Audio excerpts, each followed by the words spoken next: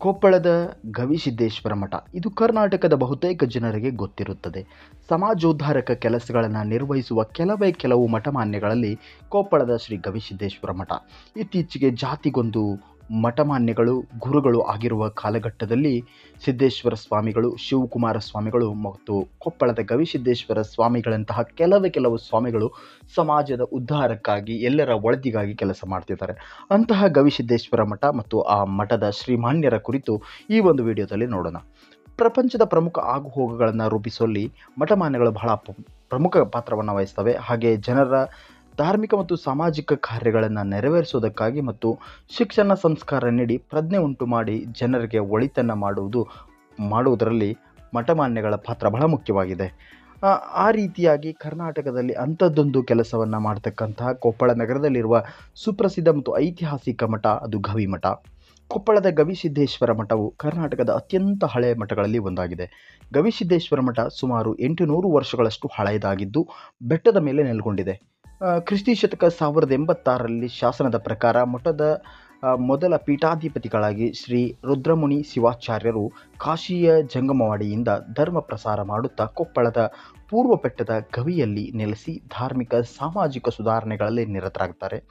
ಅವರು ನೆಲೆಸಿದ ಸ್ಥಳವೇ ಗವಿಮಠವಾಗಿ ಪರಿವರ್ತನೆಯಾಗುತ್ತೆ. ಜಲಋಷಿ ಎಂದೇ ಖ್ಯಾತರಾದ ಈಗಿನ ಶ್ರೀ ಗವಿಸಿದ್ದೇಶ್ವರ ಮಹಾಸ್ವಾಮಿಗಳು ಅಧ್ಯಯನಕ್ಕಾಗಿ ಗವಿಮಠಕ್ಕೆ ಬಂದು ನೆಲೆಸಿ 17ನೇ ಪೀಠಾಧಿಪತಿಗಳಾಗಿ ಶಿವಶಾಂತವೀರ ಮಹಾಸ್ವಾಮಿಗಳ ಕೃಪೆಗೆ ಪಾತ್ರರಾಗಿ 2002ರ ಡಿಸೆಂಬರ್ 13ರಂದು ಪಟ್ಟಾಭಿಷೇಕಕ್ಕೆ ಒಳಗಾಗ್ತಾರೆ. 1977 ಜೂನ್ 1ರಂದು ಕಲಬುರಗಿ ಜಿಲ್ಲೆಯ ಹಾಗರಗುಂಡಿ ಗ್ರಾಮದಲ್ಲಿ ಜನಿಸಿರುವ ಪೂಜ್ಯರು ಓದೋದಕ್ಕಾಗಿ ಗವಿಮಠಕ್ಕೆ ಬಂದು ಅಲ್ಲಿಯೇ ನೆಲೆಸಿ ಶ್ರೀಗಳ ಮೂಲ ಹೆಸರು ಪರ್ವತಯ್ಯ.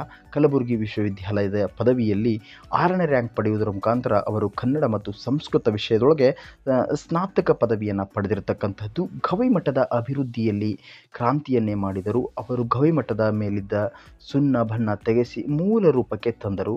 ಶ್ರೀಗಳು ಮಠದ ಪಟ್ಟಾಭಿಷೇಕವನ್ನು ವಹಿಸಿಕೊಂಡ ನಂತರ 2-3 ವರ್ಷಗಳಲ್ಲಿ ಜಾತ್ರೆಯ ಸ್ವರೂಪವನ್ನೇ ಸಂಪೂರ್ಣವಾಗಿ ಬದಲಾಯಿಸ್ತಾರೆ. ಅವರು ಮಠದ ವಿದ್ಯಾರ್ಥಿಯಾಗಿ ಒಳ ಹೊರಗನ್ನು ತಿಳಿದಿದ್ದವರು. ಜಾತ್ರೆಯಲ್ಲಿ ಸಾಮಾಜಿಕ ಜಾಗೃತಿಗಾಗಿ ಹಲವಾರು ಕೆಲಸ ಕಾರ್ಯಗಳನ್ನು ಮಾಡಿದರು.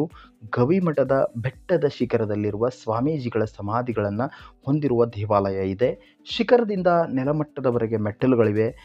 ಎಡಭಾಗದಲ್ಲಿ ಕಿರಿದಾದ ದ್ವಾರ ಮುಂದಿನ ಕೆಳ ಹಂತಕ್ಕೆ ಹೋಗುತ್ತದೆ. ಬಿಳಿ ರಚನೆಯ ಸಾಕಷ್ಟು ಪ್ರಾಚೀನವೆಂದು ಗೋಚರಿಸುತ್ತದೆ. ತೆರೆದ ಸಭಾಂಗಣದಲ್ಲಿ ಮಠದ ಕಂಬಗಳ ವಿನ್ಯಾಸ ಪೇಶ್ವೆ ವಾಸ್ತುಶಿಲ್ಪವನ್ನು ತೋರಿಸುತ್ತದೆ. ಮುಂಭಾಗದ ಅಂಗಳದಲ್ಲಿ ಬೇವಿನ ಮರ ಮತ್ತು ಆಲದ ಮರಗಳು ಒಂದೇ ಸ್ಥಳದಲ್ಲಿ ಬೆಳೆದಿವೆ. ಭಕ್ತರ ಇದನ್ನು ಪವಿತ್ರವೆಂದು ಪರಿಗಣಿಸಿ ಪೂಜೆ ಮಾಡ್ತಾರೆ. 2 ಮರದ ಕಾಂಡಗಳು ಎಳೆಗಳ ಬಂಧನದಿಂದ ಕಾಣಬಹುದು. ಇದು ಬಂಡೆಗಳಿಂದ ಕೆತ್ತಿದ ದೇವಾಲಯವೆಂದು ತೋರಿಸುತ್ತದೆ. ಈ ದೇವಾಲಯಕ್ಕೆ ಪ್ರವಾಸಿಗರು ಪ್ರವೇಶವಿಲ್ಲ. ದೇವಾಲಯದ ದ್ವಾರದ ಪಕ್ಕದಲ್ಲಿ ಶ್ರೀ ಶಿವ ಶಾಂತವೀರ ಮಹಾಸ್ವಾಮಿಗಳು ಮತ್ತು ಮರಿ ಶಾಂತವೀರ ಮಹಾಸ್ವಾಮಿಗಳು ಕ್ರಮವಾಗಿ ಎಡ ಮತ್ತು ಬಲಕ್ಕೆ ಮರದ ಗಾಜಿನ ಪೆಟ್ಟಿಗೆಯಲ್ಲಿ ಪ್ರತಿಮೆಗಳಿವೆ. ಇನ್ನೊಂದು ಹಂತದಲ್ಲಿ ದೇವಾಲಯದ ಒಳಗೆ 3 ಸ್ವಾಮಿಗಳ ಸಮಾಧಿಗಳಿವೆ. ದೇವಾಲಯದ ಕಿರಿದಾದ ಪ್ರವೇಶ ದ್ವಾರ ಮತ್ತು ನಿರ್ಗಮ ದ್ವಾರವನ್ನು ಹೊಂದಿದೆ. ಕೊಪ್ಪಳದ ಗವಿಮಠವು ಪುರಾತನ ಪರಂಪರೆ ತತ್ವವನ್ನು ಅಕ್ಷರಶಃ ಪಾಲಿಸಿಕೊಂಡು ಬಂದಿದೆ. ಅನ್ನ, ಅಕ್ಷರ, ಆರೋಗ್ಯ ತ್ರಿವಿಧ ದಾಸೋಹಗಳಲ್ಲಿ ಇದು ಬಹಳ ಪ್ರಮುಖವಾದದ್ದು.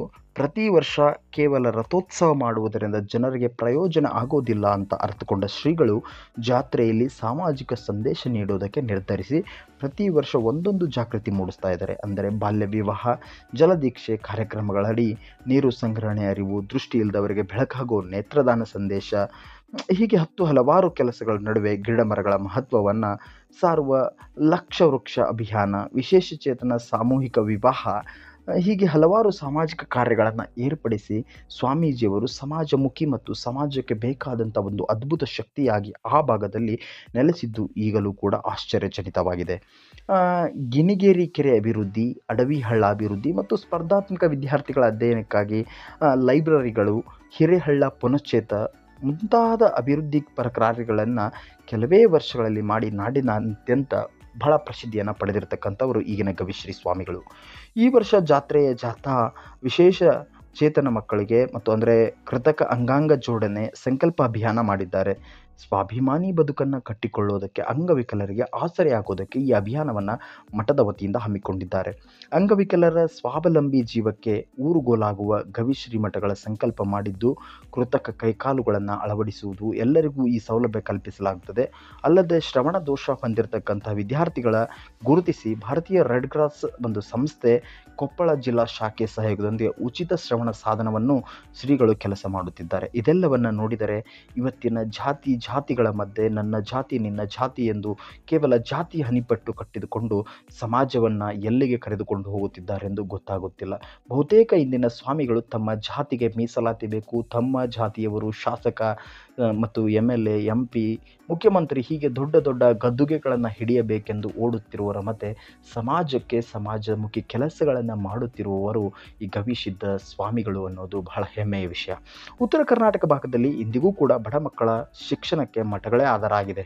ಜಾತಿ ಭೇದವೆಲ್ಲ ಮರೆತು ಮಕ್ಕಳು ಉಚಿತ ಶಿಕ್ಷಣಕ್ಕೆ ವಸತಿ ಪ್ರಸಾದ ಮತ್ತು ಶಿಕ್ಷಣ ವ್ಯವಸ್ಥೆ ಮಾಡ್ತಿರ್ತಕ್ಕಂಥ ಮಠಗಳಲ್ಲಿ, ಅದರಲ್ಲೂ ಗವಿಮಠ ಭಕ್ತರ ಸಹಾಯದಿಂದ ಈಗೂ ಕೂಡ ಸಾವಿರಾರು ಮಕ್ಕಳು ಶಿಕ್ಷಣ ವ್ಯವಸ್ಥೆಯನ್ನು ಪಡಿತಾ ಇರವೆ.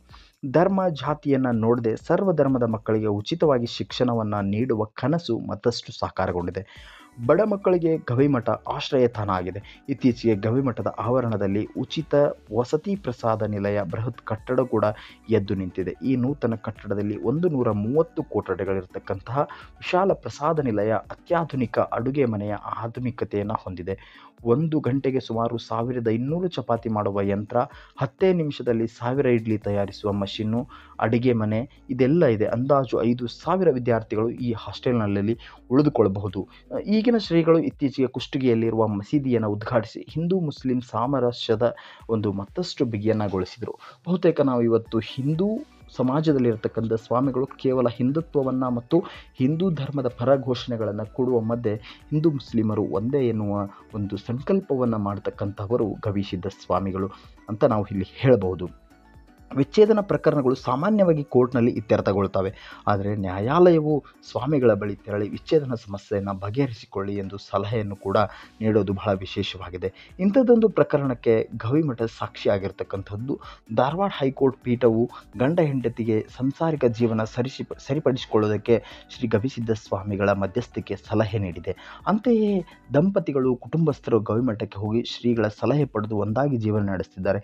ಹೀಗೆ ಗವಿಮಠ ಧಾರ್ಮಿಕ ಸಂಸ್ಥೆ ಆದರೂ ಕೂಡ ಶಿಕ್ಷಣ ಪ್ರಸಾರ, ಸಂಸ್ಕೃತಿ ಸಂವರ್ಧನೆ, ಸಾಹಿತ್ಯ ಸೃಷ್ಟಿ, ಆರೋಗ್ಯ ಹೀಗೆ ಮೊದಲಾದ ಜನಪರ ಚಟುವಟಿಕೆಗಳನ್ನು ಕೈಗೊಂಡು ಸಾಮಾಜಿಕ ಸಂಸ್ಥೆಯಾಗಿ ಸಮಾಜದ ಒಳಿತನ್ನು ಬಯಸುವ ಒಂದು ಮಠ ಆಗಿ ಬದಲಾವಣೆಯಾಗಿದ್ದು ಮತ್ತು ಜ್ಞಾನದ ಬಲದಿಂದ ಅಜ್ಞಾನದ ಕೇಡನೊಡೆಯ ಎಂಬ ಬಸವಣ್ಣರ ವಾಣಿಯನ್ನು ಇವರು ಇಂದಿನ ದಿನಗಳಲ್ಲಿ ಸಾಕಾರಗೊಳಿಸ್ತಿರ್ತಕ್ಕಂತಹದ್ದು ಬಹಳ ಅದ್ಭುತ ಮತ್ತು ವಿಶೇಷವಾದದ್ದು ಎನ್ನಬಹುದು. ಗವಿಮಠದ 11ನೇ ಪೀಠಾಧಿಪತಿ ಗವಿಸಿದ್ದೇಶ್ವರ ಸ್ವಾಮಿಗಳ ಪವಾಡ ಪುರುಷರಾಗಿದ್ದರು.